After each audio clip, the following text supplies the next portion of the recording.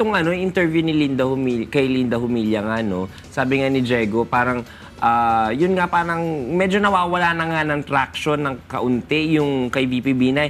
Kung isipin mo, hindi na siya headlines no? Napupunta na siya doon sa mga page 2, 3 ng mga newspaper, makita mo yun, no? So ngayon, dahil nga dito sa pag-interview niya pa, tapos magsasalita na naman siya about sa posibleng pagharap niya or pagsasagot niya na naman point by point about this mga allegations against him, mabubuhay na naman, di ba? Yung magkakaroon na naman ng traction. So parang PR-wise, parang, dapat sana tumahimik ka na lang muna. Yung PR niya.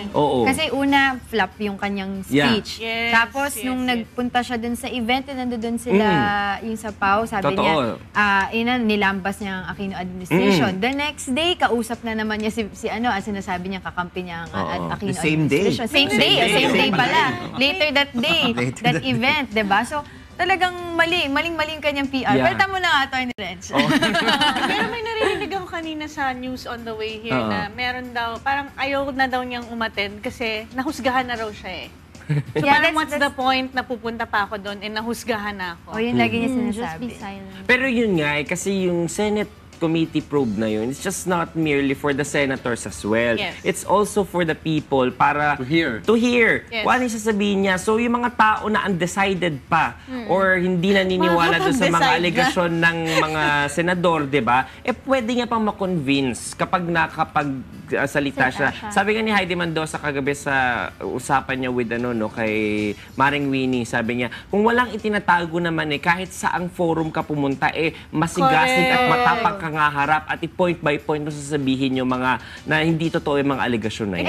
You have to remember niya like yung speech niya, ano nangyari? You have to remember siya nga nagsabi niya, bring it on Ngayon, wala. Tapos wala rin naman.